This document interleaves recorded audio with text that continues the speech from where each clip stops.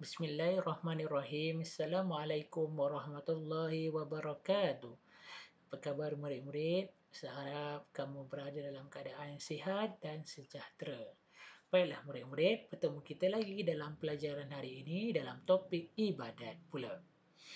Baiklah, hari ini kita akan belajar tajuk ibadat iaitu mari bersuci. Sebagai rujukan, kamu boleh membuka muka surat 114 dan muka surat 115 di dalam buku teks Pendidikan Islam tahun 4.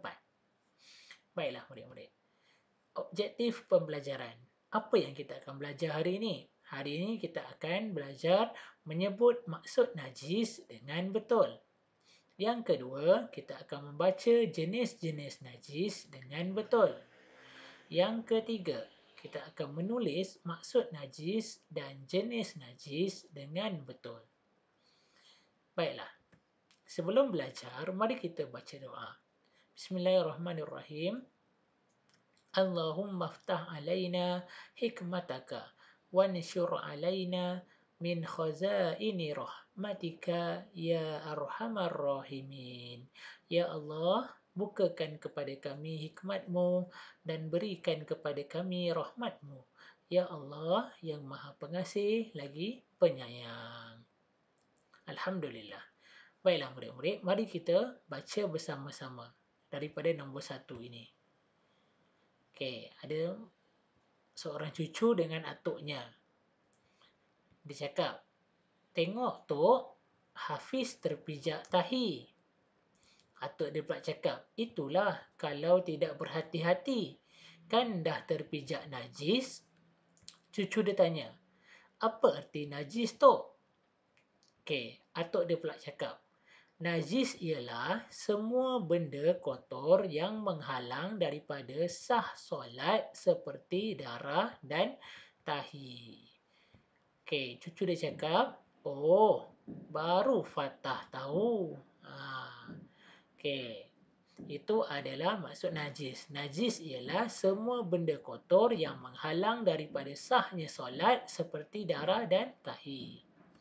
Okey, macam apa yang Datuk dia cakap, najis. Najis ialah semua benda kotor yang menghalang daripada sah solat seperti darah dan tahi. Okey. Baiklah murid-murid. Kamu pula baca maksud najis. Najis ialah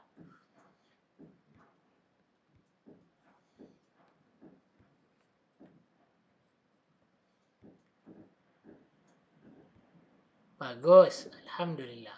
Okey. Baiklah. Kita akan lihat pula jenis-jenis najis. Okey, jenis-jenis najis terbahagi kepada 3. Yang pertama, najis mukhaffafah. Najis mukhaffafah. Sebut. Okey, yang kedua, najis mutawasitah. Najis mutawasitah. Sebut. Baiklah, yang ketiga, najis mughallazah. Najis mughallazah. Sebut. Baiklah. Bahagian najis ataupun jenis najis ada 3, iaitu najis muhaffafah, najis mutawasitah dan najis mughallazah. Najis muhaffafah ni kita panggil dia sebagai najis ringan. Najis mutawasitah ni kita panggil dia sebagai najis yang pertengahan. Najis mughallazah ni kita panggil dia sebagai najis yang berat. Baiklah murid-murid, apa itu najis muhaffafah? Okey, najis muhaffafah ialah air kencing kanak-kanak lelaki yang berumur 2 tahun ke bawah yang tidak makan dan minum kecuali susu ibunya sahaja. Jadi Ustaz dah senaraikan ni. Apa dia najis muhaffafah? Yang pertama, dia mestilah air kencing. Kalau berak, tak boleh. Yang kedua, mestilah kanak-kanak lelaki. Kalau kanak-kanak perempuan pun tidak dikira sebagai najis muhaffafah. Dia dikira sebagai najis mutawasitah. Yang ketiga, mestilah kanak-kanak lelaki itu berumur 2 tahun dan ke bawah. 2 tahun dan ke bawah. Okey. Kalau berumur 3 tahun, bukan najis muhafafah lagi dah. Dan yang penting sekali, yang keempat, dia hanya minum susu ibunya sahaja.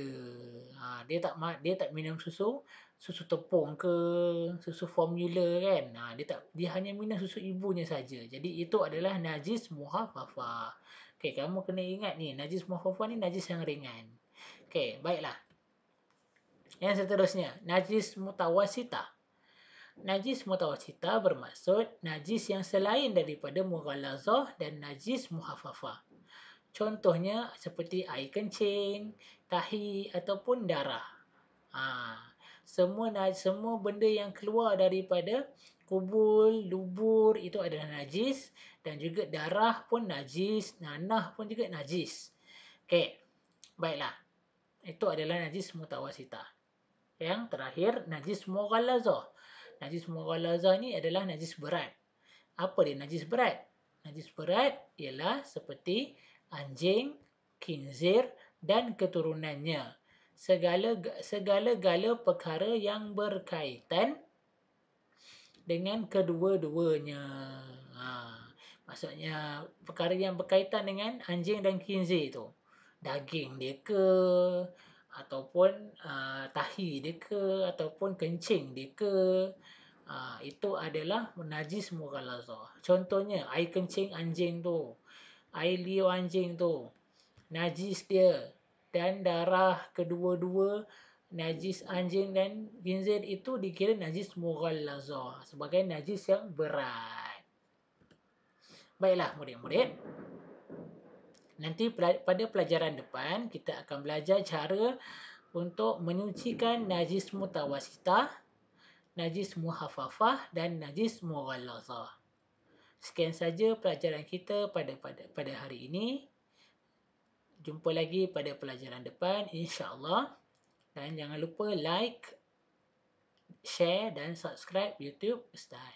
Sekian, Assalamualaikum warahmatullahi wabarakatuh.